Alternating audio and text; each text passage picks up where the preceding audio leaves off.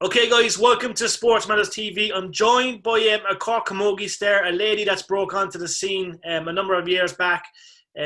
Obviously, lightning quick and, a prolific goal scorer back in the younger days as well. But Saoirse, first of all, how are you keeping? Obviously, it's crazy times for any camogie star in Cork right now with the whole lockdown situation. But how are you coping, those things?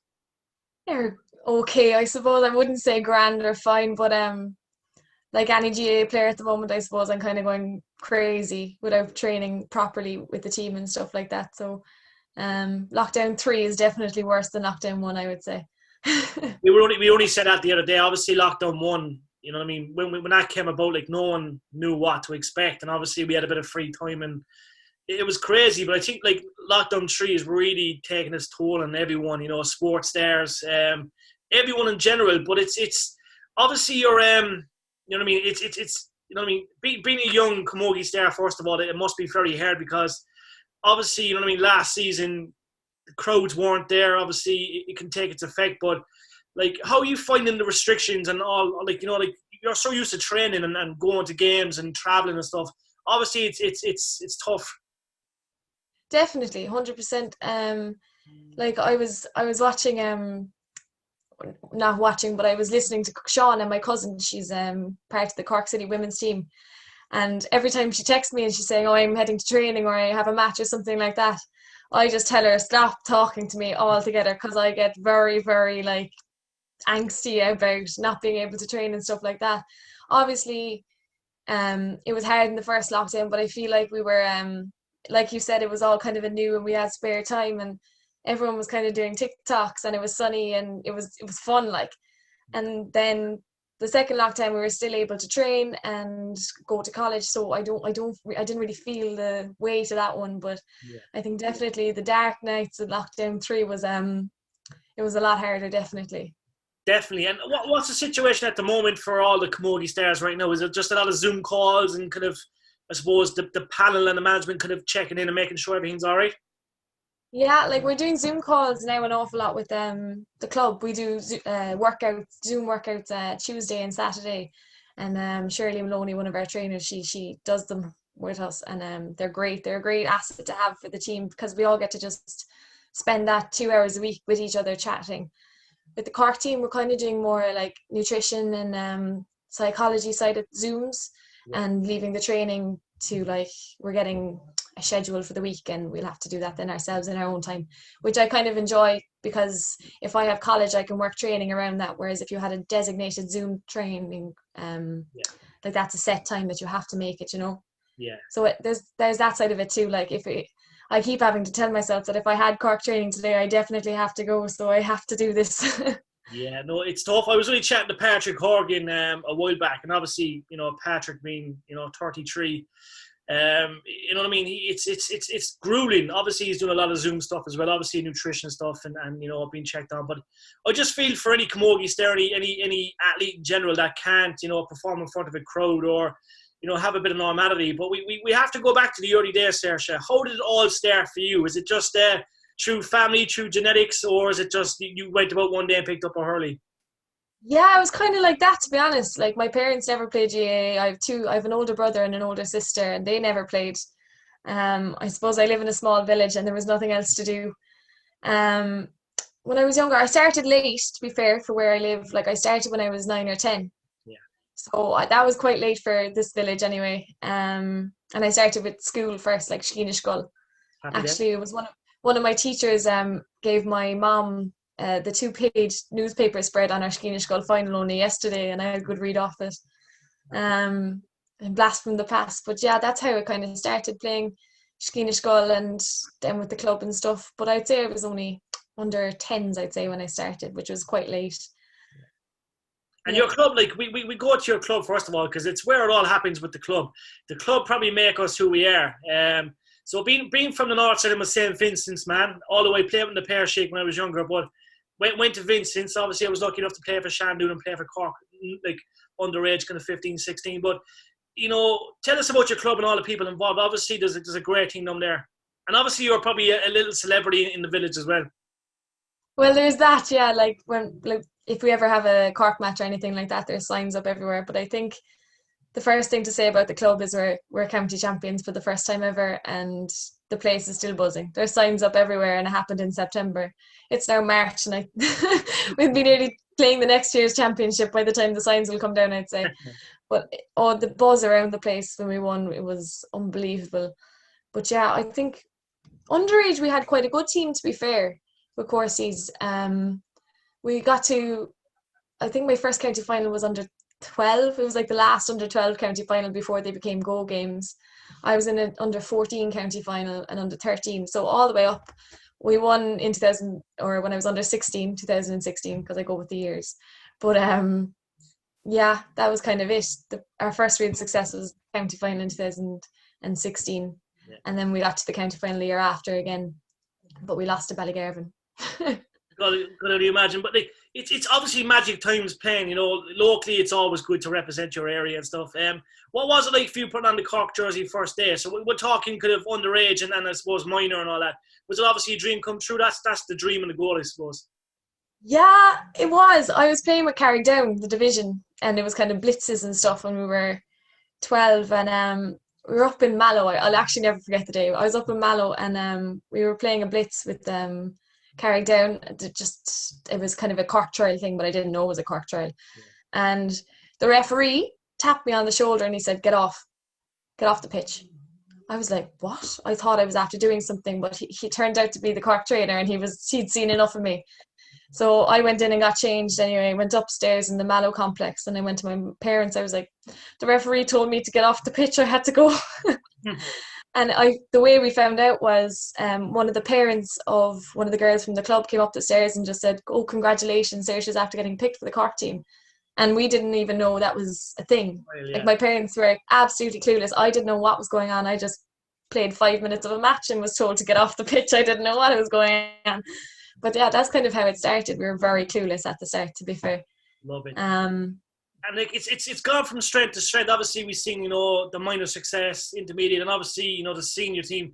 But what's it like playing with the seniors? Obviously, you know, you broke onto the scene a number of years ago. But like, what's it like to play with the big girls? Because you're quite young. Obviously, there's some girls there, they're your own age and obviously a lot older. But, you know, what are you learning from them, and what's it like to shine with the Cork seniors?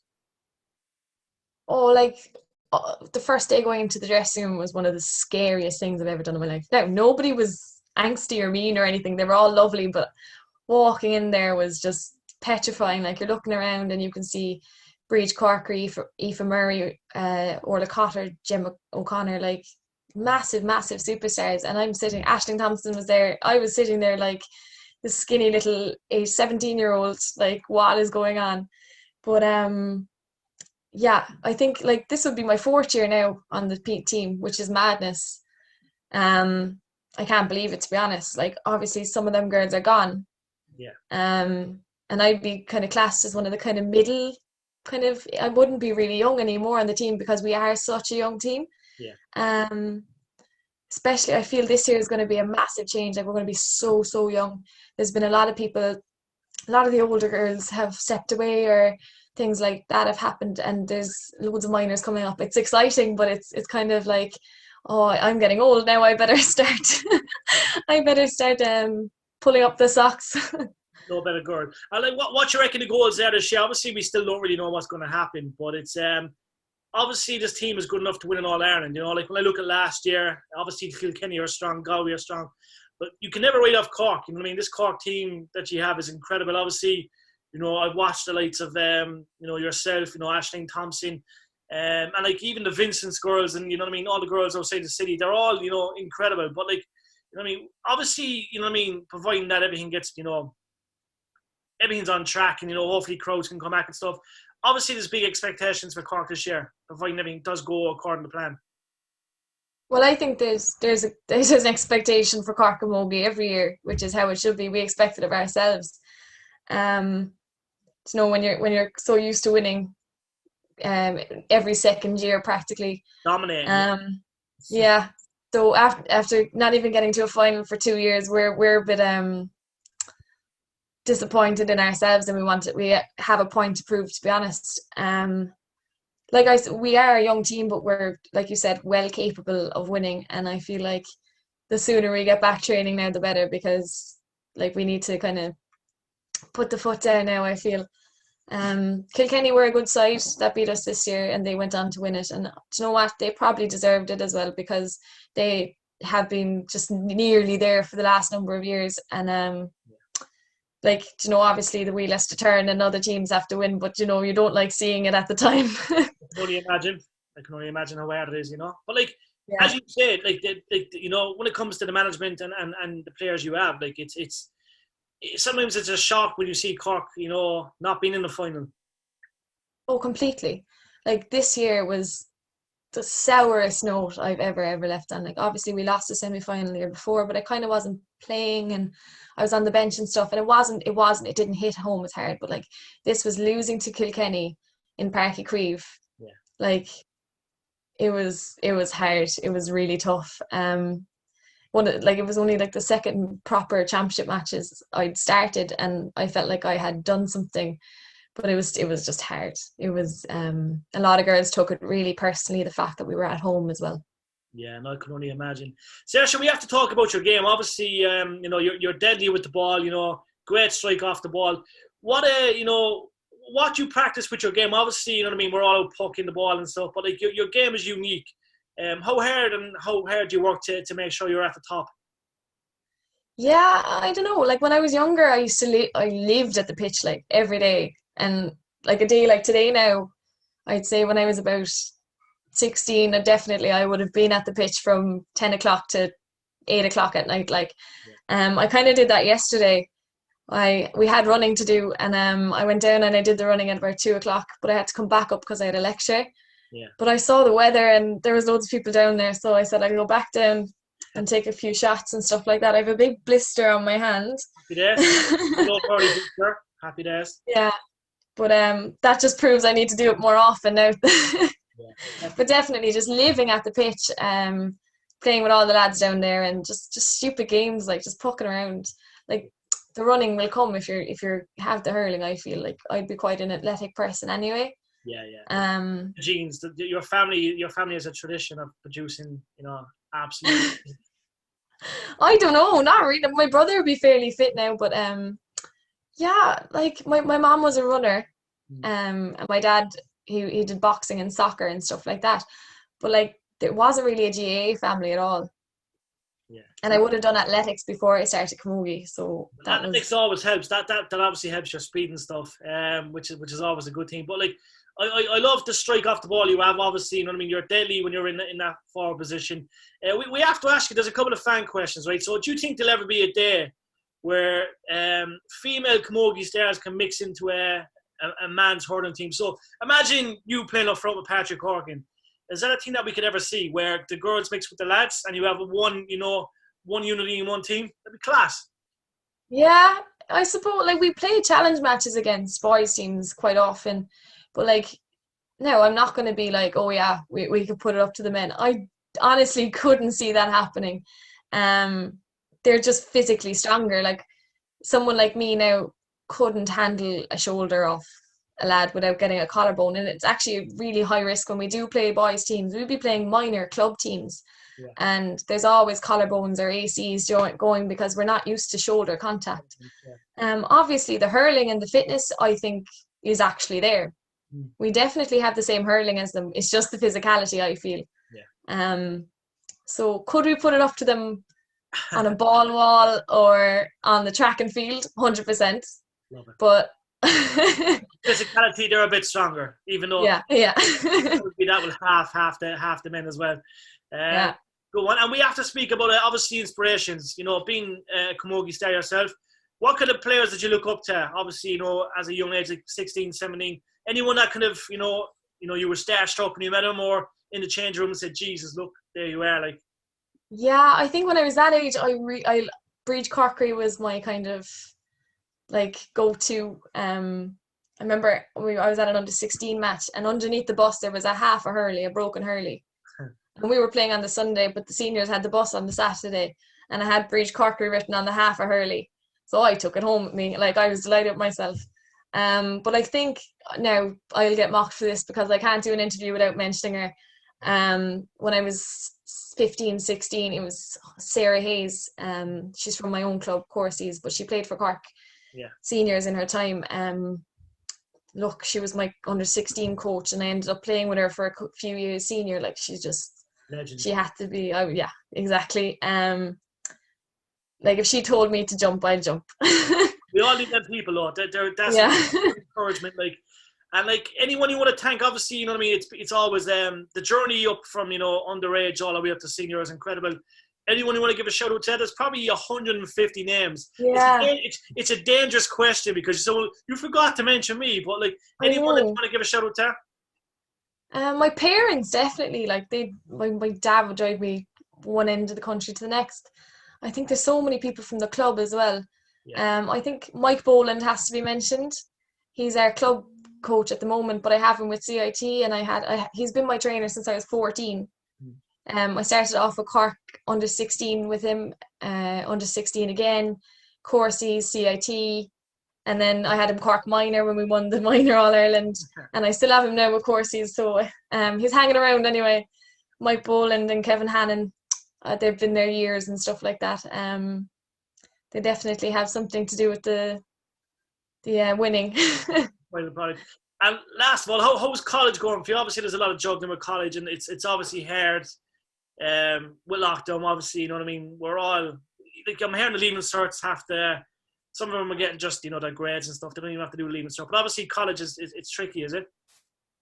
Yeah, like this time last year, I started doing the remote college, and I've been doing it a year. Like, it's shocking.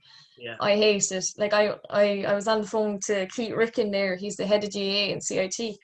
He's a good man. He's a Vincent's man as well. So I know he was one of my managers back in my prime under 13, 14. Keith is an absolute legend. He's a legend. Yeah, 100%. But he was like, like, he rang me and he said, "Well done for passing your exams. I know it mustn't have been hard because you're such a chatty person." And like, I literally sitting in my room all day. It's tough, like, and to stay motivated, like, all I want to do is close the laptop and walk away, but you can't.